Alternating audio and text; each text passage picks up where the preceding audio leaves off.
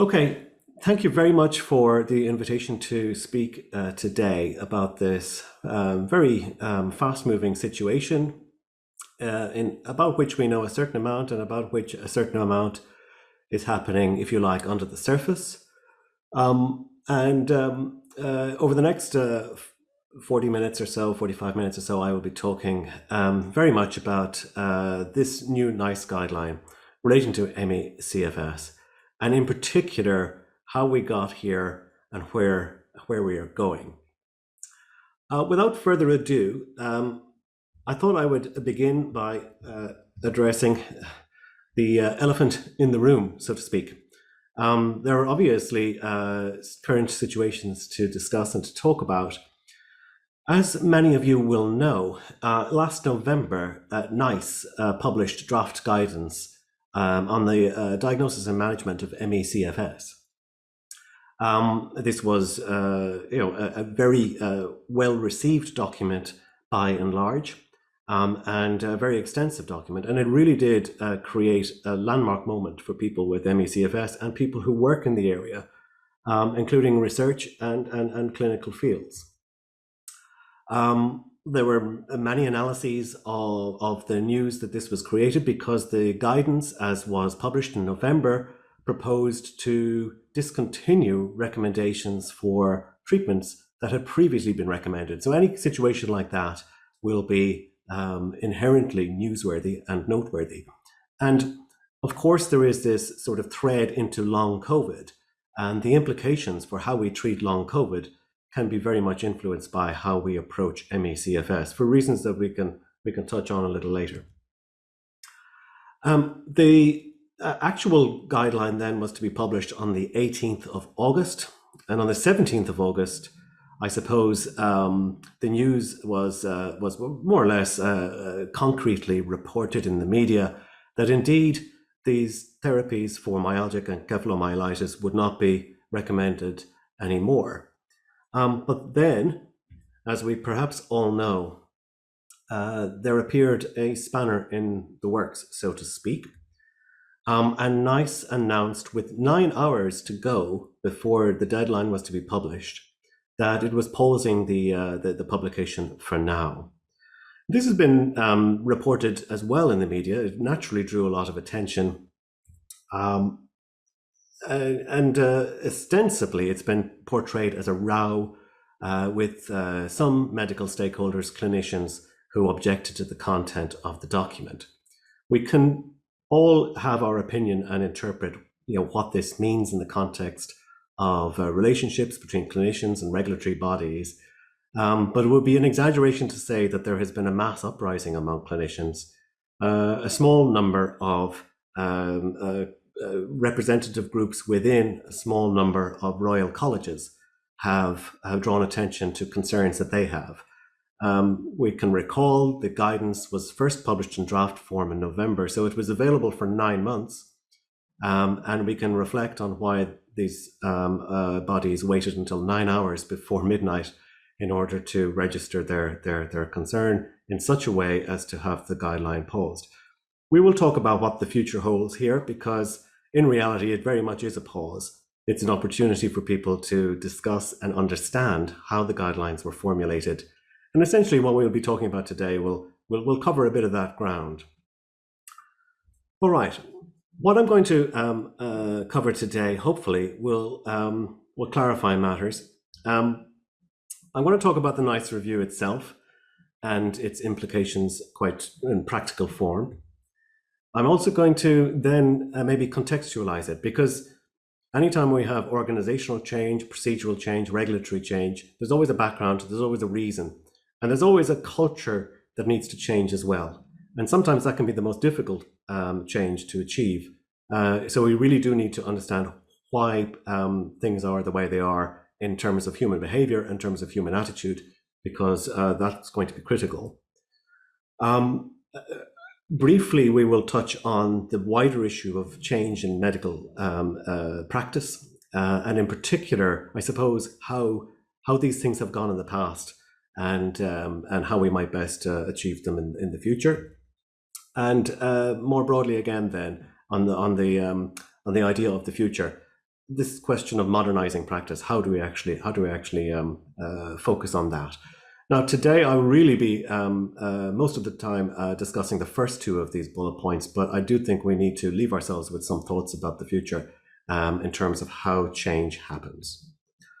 So let's, without further ado, just get into some of the nuts and bolts about the NICE review in particular and its implications. As I mentioned, the draft was published in November 2020, and it remains the only officially available document. Naturally enough, the very final version also exists. It's technically embargoed, although even as recently as yesterday, there was at least one media organization which had presented the document to the public through links on its website. But for your edification, just to remind you, for those of you who are already well aware of this, these guidelines were developed using the standard guideline review process. You'll find, if you familiarize yourself with NICE and its website, you'll see that there are actually quite a lot of structures in place to coordinate all of these activities. There is a guideline review process. It's standard. It applies to all guideline reviews and all guideline development exercises. And there's nothing in this guideline process that is any different to any other. It was commenced in 2017, so you can see that this is not a process that was rushed or that appeared only in the last few months. The review group itself had a chair and a vice chair who were both senior medical consultants in UK hospitals. And the full group comprised 15 clinicians and 5 lay members being patient group representatives. I point this out really just for the record, because some of the media reporting on this would lead you to believe perhaps that the entire review was conducted by lay members or was dominated by lay members. In reality, you had 15 clinicians and 5 lay members, 15 clinicians who were competent and had expertise in this field. The November draft appeared. It comprised 72 pages of a main document, but there were also supporting documents that drill down into further detail onto issues, for example, relating to children and families.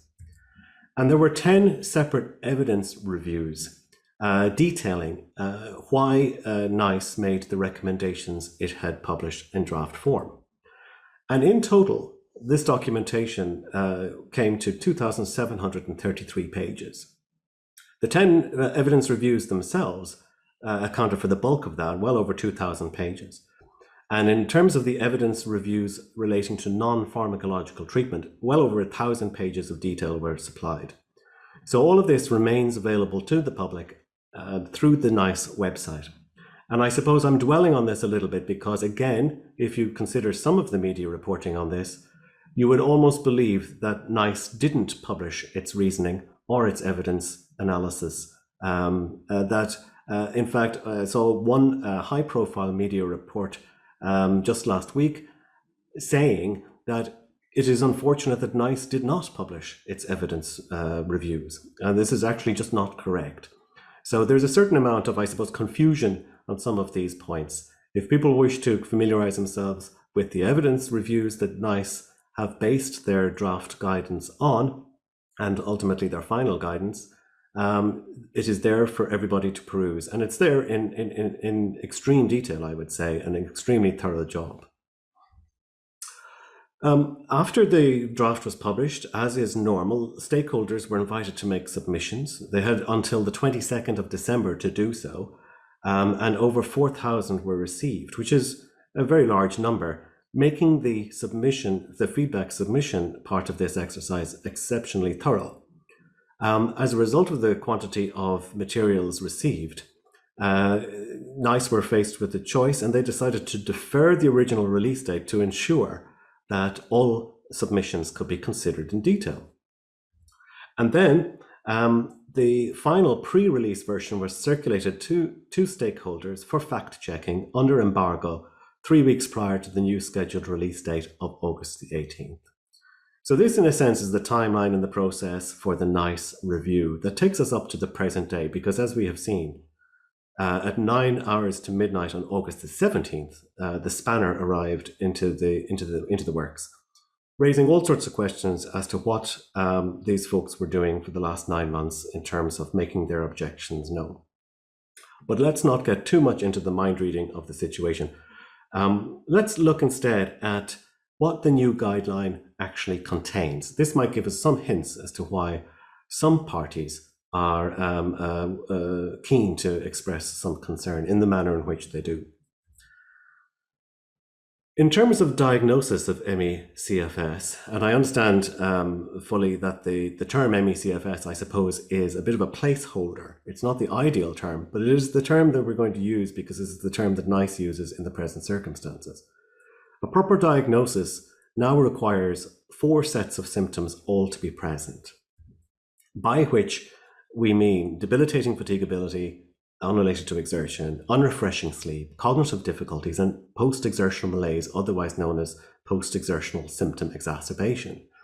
In the past, there has been a mixed approach. Some people diagnose ME without the post-exertional malaise, and that kind of creates chronic fatigue syndrome alone.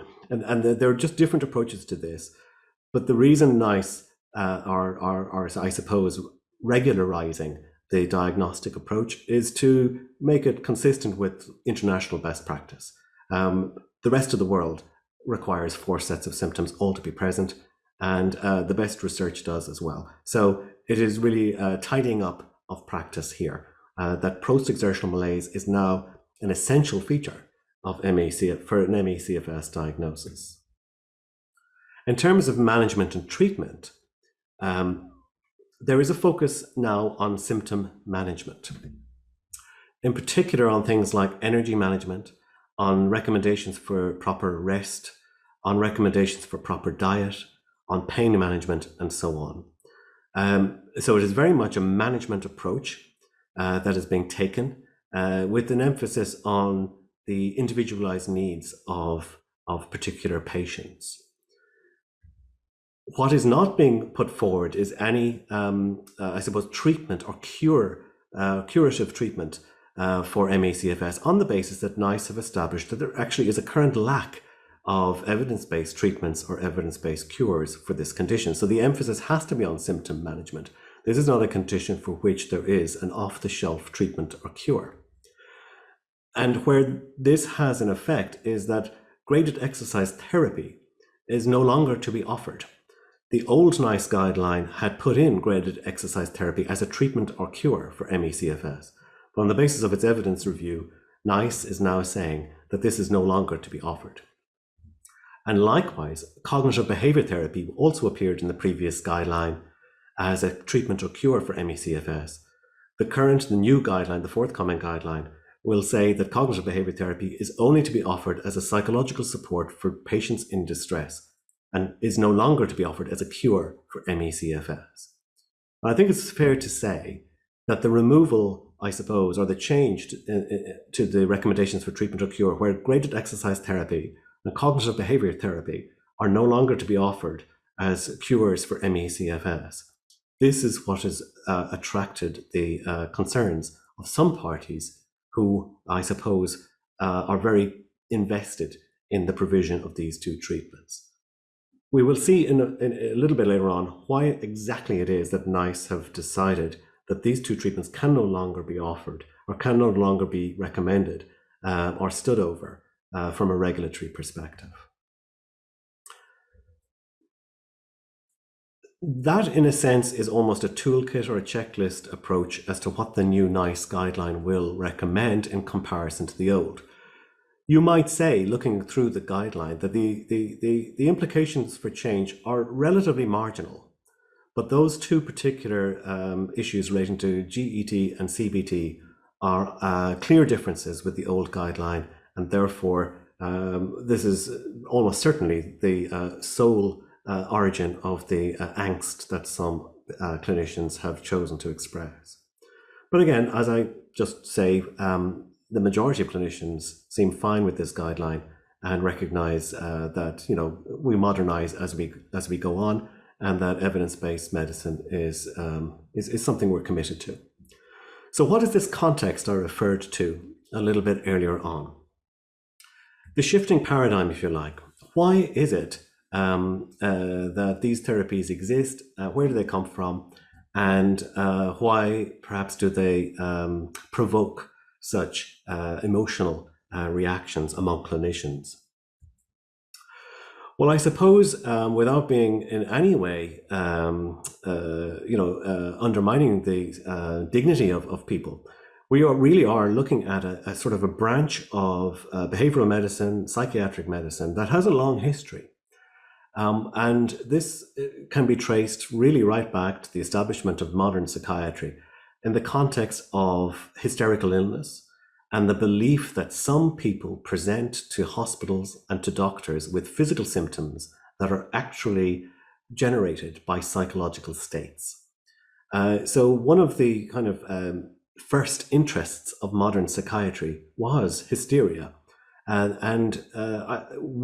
could argue that we really haven't come a long way in the sense that modern psychiatry in the 21st century, there are people who still favor this idea that when some patients come with physical symptoms, that really what you are seeing is a psychological or a psychiatric event. The physical symptoms might be honestly believed by the patient, but because no biochemical test can explain where they come from, the conclusion is drawn that it must be a psychological event. I suppose it goes without saying that much of this history of psychiatry has associated hysterical symptoms with women and with women patients. And this is something that continues to today. In terms of ME CFS more specifically, you can trace the history further back than this. But I think a key moment in the modern history, the 21st century history that has resulted can be traced back to the mid-20th century, and in particular in a UK context, because the UK is a bit of an outlier in terms of how it approaches or how senior medics discuss ME CFS.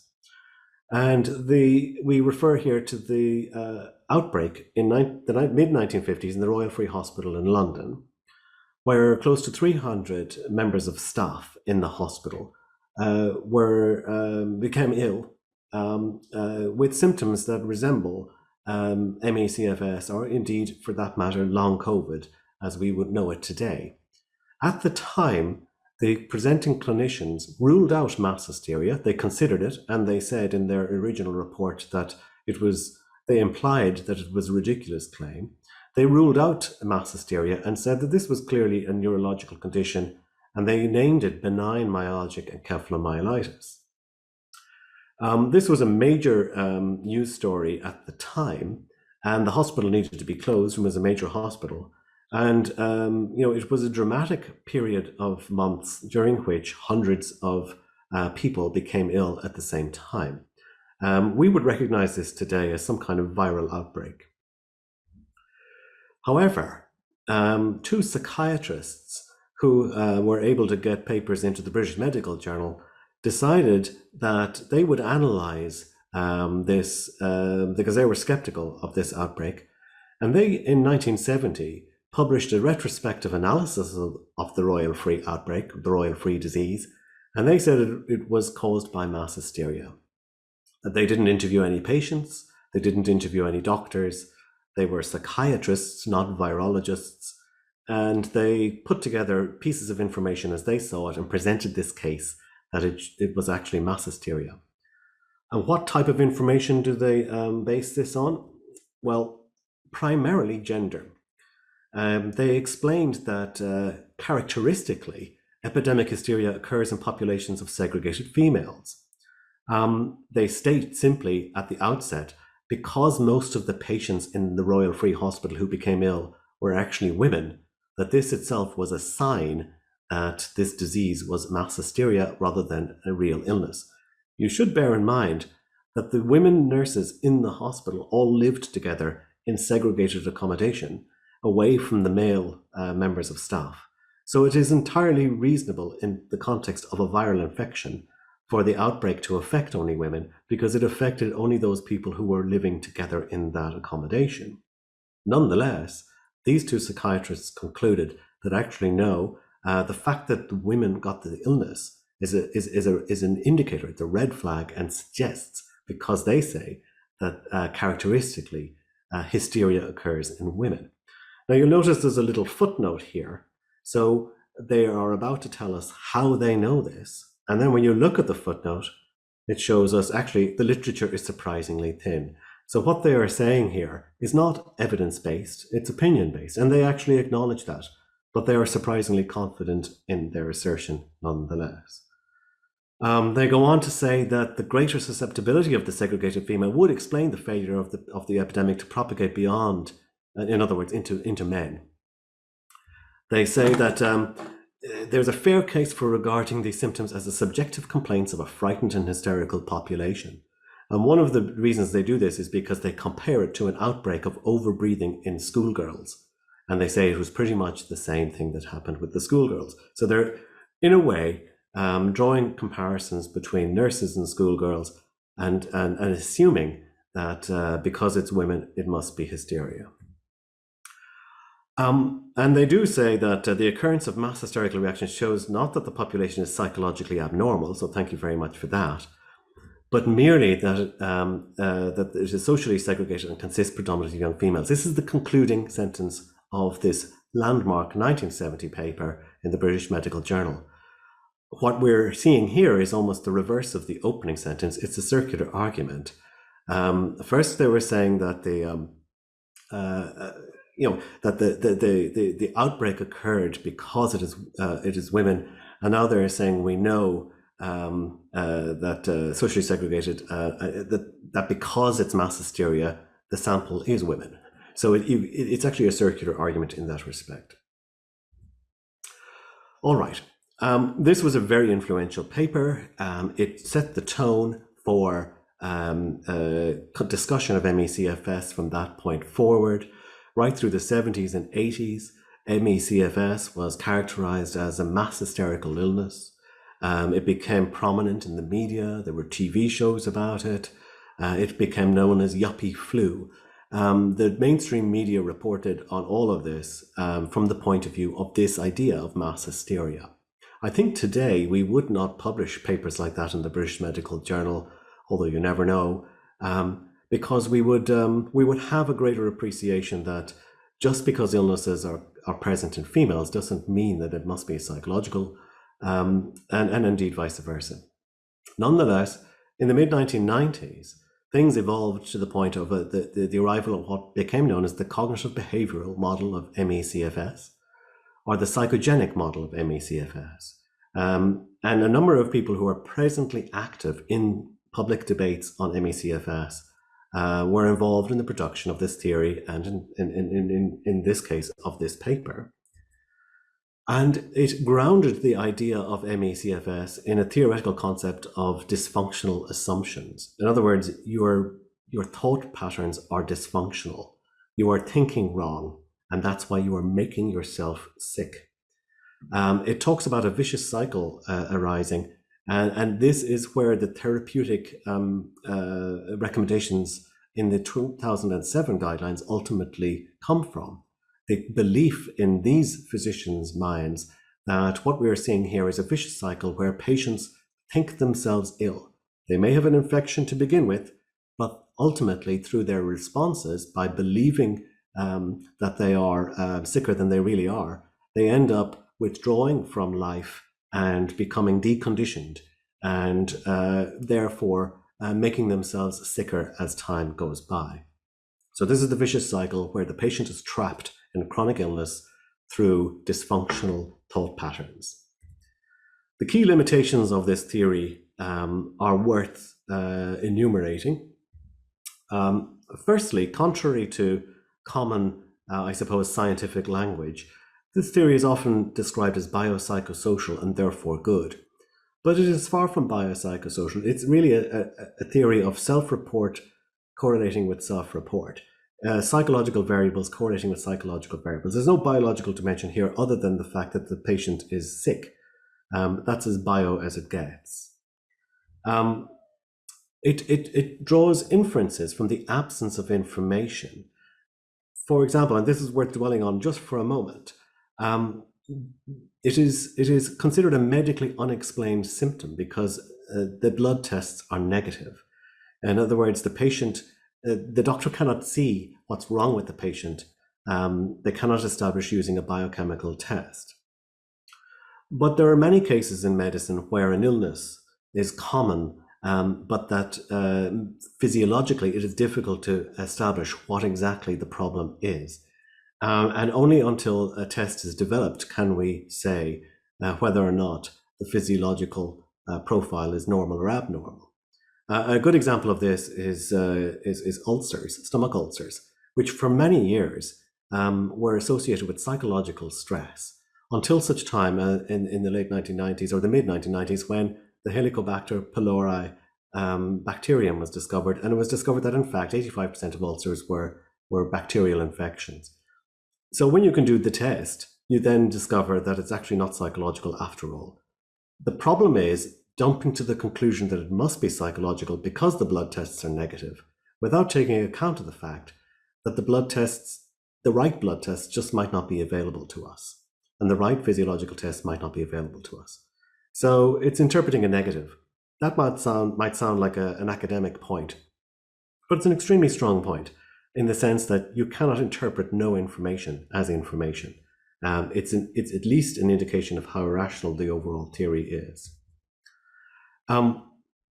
We can say also, without getting into too much of the mechanics, the biomechanics, that the various symptoms observed, the dysregulation of major systems such as the immune system, the cardiovascular system, the respiratory system, the cellular degradation, the physical effects we see in ME CFS, it simply does not make sense biologically that this could be driven by thought processes or by behavioral choices alone.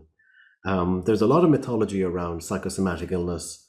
I do a lot of research on cardiovascular illness. There are well-established biological mechanisms associating cognitive overload and emotional distress with mechanisms that downstream affect the cardiovascular system by elevating blood pressure, which in turn can lead to resetting of blood pressure, cardiac hypertrophy, and all sorts of complications.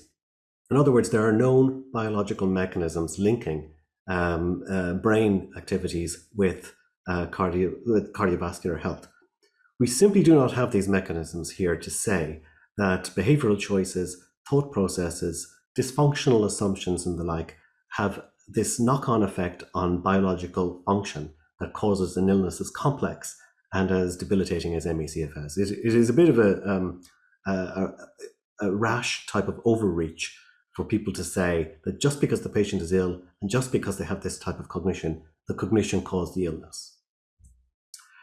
And then importantly, we know that when we develop therapies based on this theory, the therapies don't do anything to change the person with ME CFS. It doesn't do anything to treat or to cure or to benefit the person with ME CFS.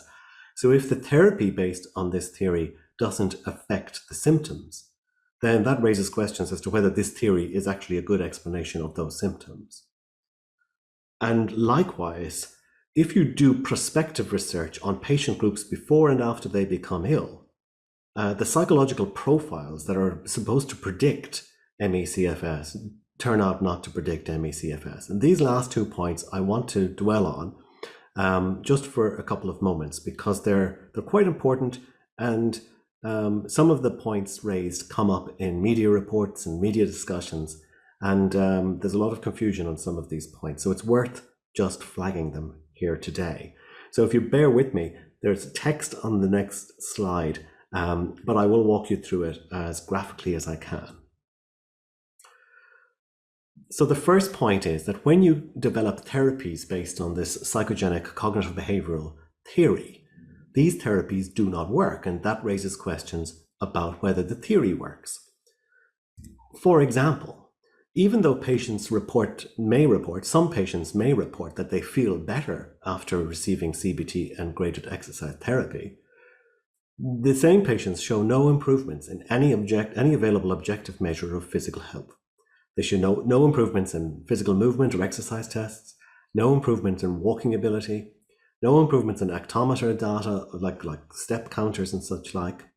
And even if you step away from those kind of in-person measures, the broader measures, there's no improvement in school attendance, there's no improvement in work attendance.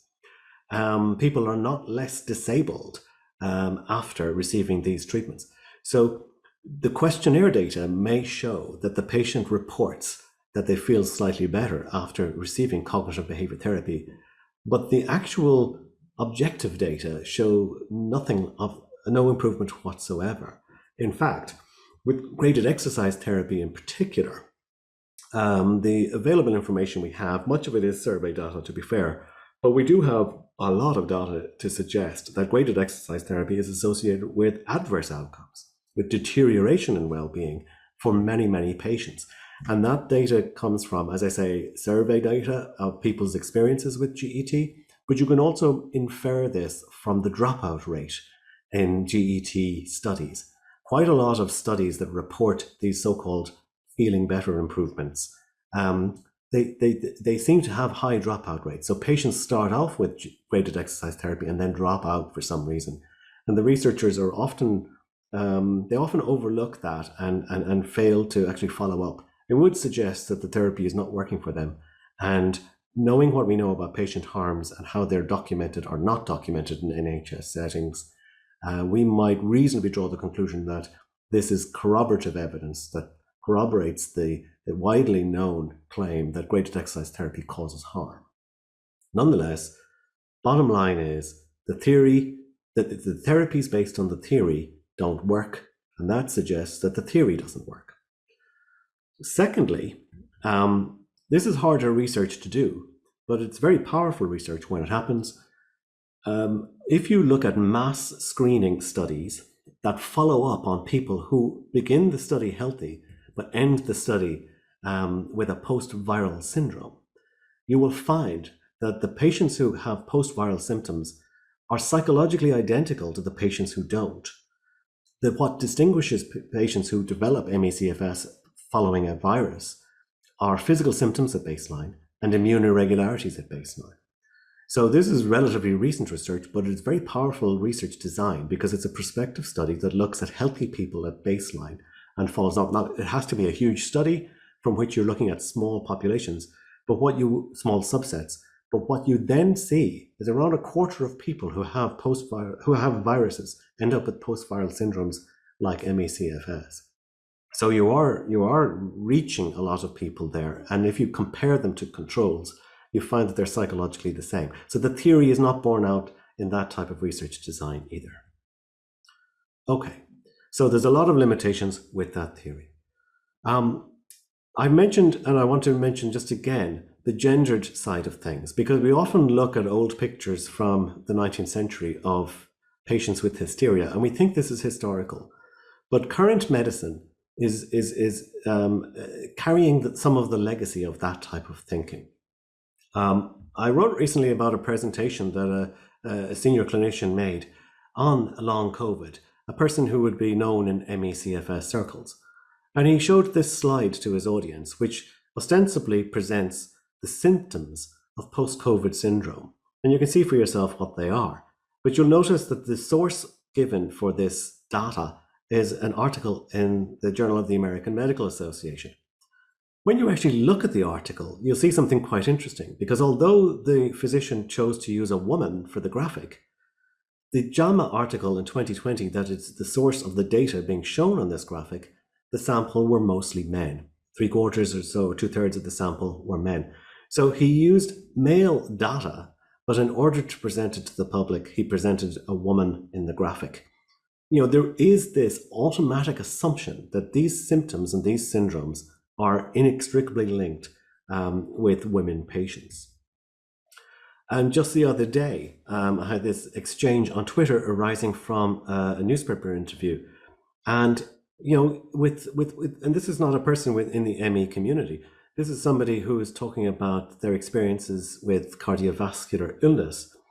And she still encounters cardiologists who can't accept that her diagnosis, as established by detailed medical testing, and they still suggest that perhaps, despite her angiogram results, her symptoms are the result of anxiety. And for this reason, referral biases arise, and women patients can be sent for the wrong type of tests based on their gender alone. And it's a common problem in medicine. We've established this with many data sets in recent years. For example, when men and women present to doctors with chest pain, they're equally likely to have cardiovascular disease. It's more common in men, but when women present with chest pain, they're equally likely to have cardiovascular disease as men who present with chest pain. Nonetheless, men are twice as likely to be referred to a cardiovascular specialist. Women are more likely to be sent away. That means that women are half as likely to get the medical care that they need for that symptom.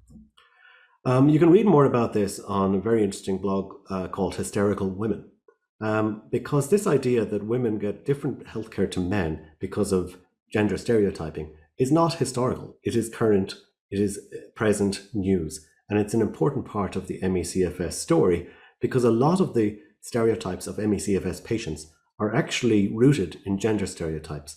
They used to be explicit, as when people talked about the royal free outbreak, but they're now implicit. But that doesn't make them any less influential. Okay, so in terms of bringing us to a close, we might ask about how does medicine change? Will medicine ever change? And how do we change in relation to the ME/CFS issues? Medical controversies themselves are regular, they're ongoing. We hear a lot these days about the new normal. It's almost implied that normality should be never changing. And if there's a new normal, that this is something that should trouble us or challenge us. But in reality, normality changes all the time. We go through periods of one normal to the next all the time. And people have talked about this in terms of medical practice and in terms of science more broadly. Thomas Kuhn the philosopher, tried to talk about how science changes, because a lot of people think that science and medicine simply change incrementally, study by study, that more and more knowledge is gathered and that understanding gradually evolves. But nowadays we have a better appreciation that there's actually a great human dimension to all of this, and that what tends to happen is more that science is a consensus-based activity, and therefore medicine is a consensus-based activity. And what is the consensus today is what we call normal science. And that's all well and good until we encounter anomalies, things that we can't explain using our current ideas. If anomalies become so prevalent, then we enter a state of crisis where we begin to question whether we have got our ideas right. And ultimately, we then have to change the paradigm. We have to change how we talk about things, how we think about things, and that leads us to a new normal. And I believe that's where we are with the NICE guidelines, in a sense. We're changing the paradigm, at least in the UK. I believe the paradigm has changed elsewhere, which I suppose raises its own questions. It's changed elsewhere a lot of the time. But the UK is an influential country, and there are a few other medical areas countries and communities of medicine that are influenced by the UK, not least my own country, who often looks to UK regulations for a lead on how its regulations should be formed. But we often presume that things are purely scientific when really they're consensus-based. And of course, the problem is that things go around in circles ultimately, that we arrive at a new normal until we encounter things that we cannot explain. And then we either try to overlook those or else we face up to them and shift the paradigm again. But I do think we're experiencing a paradigm shift in relation to NICE guidance for ME/CFS in the UK. And it is understandable, therefore, that we are seeing the signs of crisis, at least in some quarters. Ultimately, scientific consensus is based on the best information available at any given time. That possibly stands to reason, but I think it's worth recapping a little bit on the ME CFS situation in terms of how the NICE guidelines compare from 2007 to today. The NICE guidelines from 2007, many people say are not fit for purpose, but they were the best information at the time in the view of the NICE review group that existed at the time. And how it developed its guidance was based on an evidence review, but ultimately it was quite a small evidence review. So it made recommendations relating to CBT and graded exercise therapy based on fewer than 10 studies. It presented a large-scale review, it discounted a number of studies, and it honed in on 4 randomized controlled trials for CBT and 5 for graded exercise therapy. And on that basis, it said CBT and GET should be recommended as treatments for ME CFS. The review that was presented by NICE at the time didn't go into detail on study limitations. It essentially ignored the study limitations. And this is interesting because the authors of the review, it was a commissioned review, had previously published in a medical journal a similar review that had focused very much on study limitations. But for whatever reason, in 2007, NICE did not ask them to do that, and the review group published recommendations based on 9 studies without really emphasizing any limitations at all. By contrast, the 2020 evidence review, which I said earlier runs to well over 1,000 pages in terms of non-pharmacological treatments, that was based on individual study outcomes for CBT and graded exercise therapy, and in particular on 172 CBT outcomes and 64 graded exercise therapy study outcomes. So quite a much bigger evidence base was scrutinized in this regard, over 230 study outcomes compared to 9 back in 2007. And not only that, but the NICE review in 2020 emphasized the study limitations and assessed the study limitations in detail, and found that in every single case, without exception of those 230 plus findings, that the evidence being presented was either of low or of very low quality. So I suppose you could talk about the best information at the time. There's no comparison between the 2007 evidence review and the 2020 evidence review. They're on different planets, frankly. In 2007, fewer than 10 studies that were barely looked at, compared to, in 2020, 230 findings that were looked at in close detail. So we have to accept that we have better information now, we have more information now, and we have therefore better guidelines now.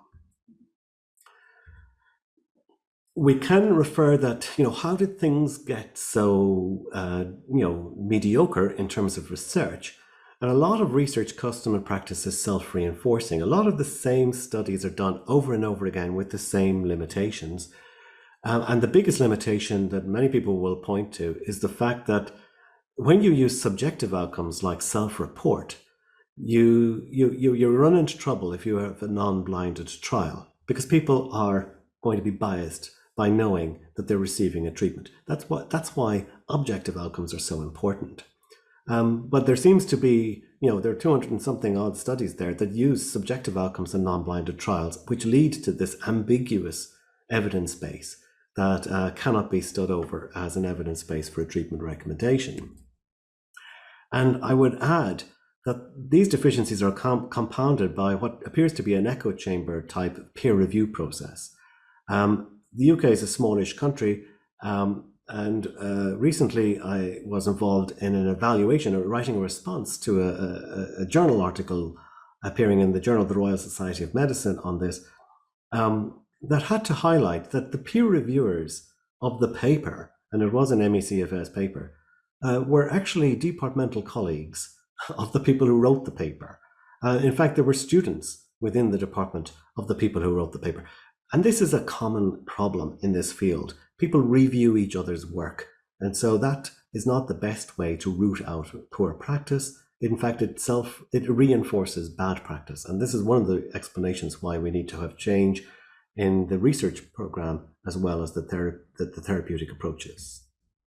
Okay.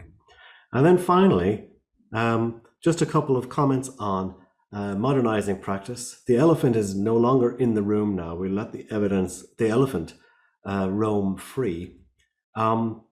We all may be aware this is an organizational culture change problem. There are all sorts of tips that psychologists and others and management consultants will provide.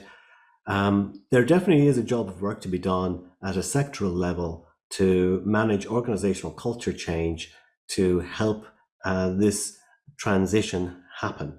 And that involves all sorts of things like change leaders and better training and reward systems and so on. But despite all of that, at the end of the day, there's a pragmatic side to attitude change. And Max Planck pointed this out, that when science changes its mind, it's not because individual scientists change their minds, it's because new scientists become dominant and old scientists move to the background. I'm calling it one retirement at a time. Paraphrasing Max Planck, he actually said one funeral at a time. Unfortunately, there is this evolutionary side of things that change sometimes is slow because we have to wait for different people to come into center stage. And my observation is that in medicine and psychology in relation to ME CFS, this is already happening. The people who are most exercised about the current NICE guidelines, and there's probably only 10 people, they're all people who have long careers behind them. The future is with modern medicine and with evidence-based practice. There's no realistic scenario, incidentally, where NICE doesn't publish the existing guideline as it is. The guideline was developed, the evidence is the evidence, the logic is the logic, the interpretation, the inference is the inference. And NICE operates on the basis of independent review. The review group is an independent entity. It is not within the powers of NICE itself to overrule that independent entity. The review group has prepared the guideline. The only thing that's happening now are information sessions to explain this to those who are perhaps having difficulty adjusting to the new reality. For example, if NICE were to change the guideline, then there would be no point to the NICE guidelines itself. These guidelines are regulatory. They are regulatory standards, and you cannot change regulatory standards because the people who are to be regulated don't like being regulated. There's no point to guidelines or to NICE itself for that matter if it went down that road. So in my mind, there's no realistic scenario where NICE doesn't publish the guideline as it currently is. All that is happening now is an effort to take the heat out of situations and to encourage people to maybe take a sober look at what they're doing and at what's on the table. Disliking the rules is not a basis for tearing up the rule book, and I say this with knowing that in the modern world, with all sorts of political developments and so on, maybe that's not as convincing as it used to be, but it is an important principle in medicine. So we need to prepare for change. Multidisciplinary teams will be more multidisciplinary, I suppose. There'll be single points of contacts, specialist physiotherapy, there'll be no graded exercise. Psychotherapy will be restricted for emotional needs only, and so on. This is the outcome of the paradigm shift, the paradigm change that is occurring. It's an interesting time to live through. It's unfortunate that it's being extended so much, but nonetheless, this is what's happening, and it's a positive move in the right direction.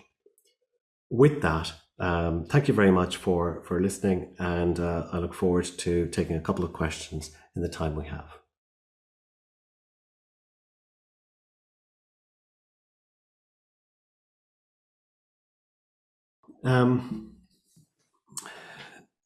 There is definitely, there needs to be a structure to the information. There needs to be appropriately identified, I suppose, thought leaders and influencers. The situation we find ourselves in the moment is kind of like an information vacuum. The information is there, but it's not official, and so it feels unsatisfactory. But it's very much the information that has been published or been prepared is very thorough, and I cannot see how the circulation of that information won't have an effect. But yes, you can't just throw it out there and hope for the best.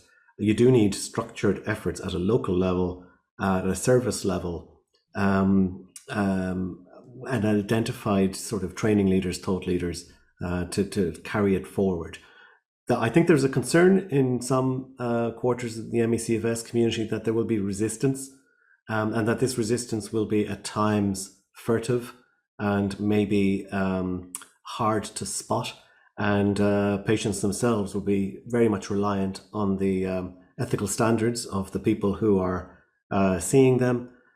So I do think there's an ethical piece to this as well.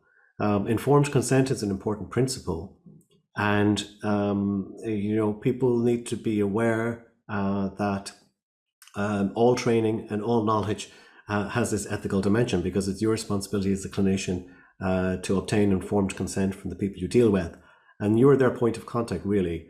The ethical piece of it also needs to be portrayed, but obviously it has to be done also in a training context.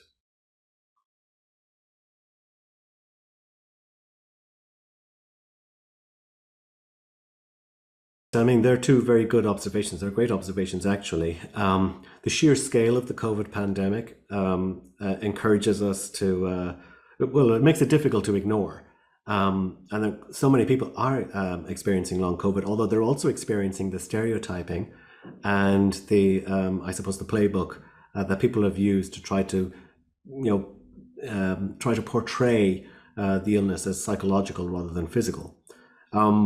But yes, it's impossible to ignore, and the media coverage given to long COVID is universal. It's far greater than the media coverage that had preceded it for ME CFS. So I do think that's an important point.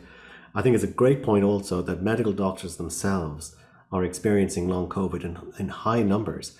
It makes it very difficult for those medical doctors then to see in their Royal Colleges or the British Medical Journal some opinion piece saying that this is all in the mind, or that it's driven by psychological processes. They know themselves that it's not, and they have a very good basis on which to kind of reflect on the biochemistry and the physiology of it. So absolutely, I do think the paradigm is going to shift faster and harder because of that, because of those factors.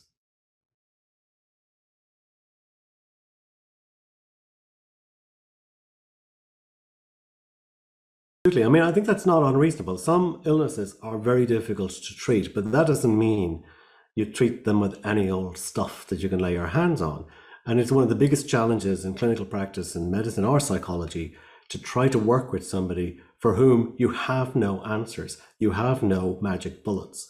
So it is disappointing. But one of the reasons we have maybe a shortage of evidence-based treatments for this condition is because of the emphasis on cognitive behavior therapy and GET that has taken, there's a huge opportunity cost to that. The research is very behind on where it would be if there was actually a level playing field to begin with. So the unfair emphasis on these treatments has created this deficit of knowledge. You have to manage the symptoms of this condition. That's where we are with it. But to use that as some kind of rationale for retaining therapies that we know are ineffective, it doesn't follow in my mind. It doesn't follow logically. So it is unfortunate that we don't have that knowledge. It is a symptom management situation. Clearly, that's not the perfect world to live in, especially if you're a person with ME CFS. But that is the hard reality of it. We can't pretend otherwise.